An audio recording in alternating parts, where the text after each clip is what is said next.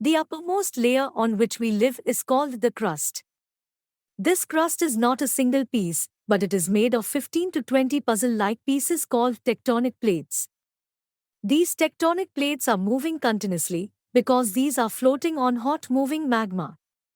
The edges of these tectonic plates are rough and sometimes get stuck, while the rest of the plate keeps moving.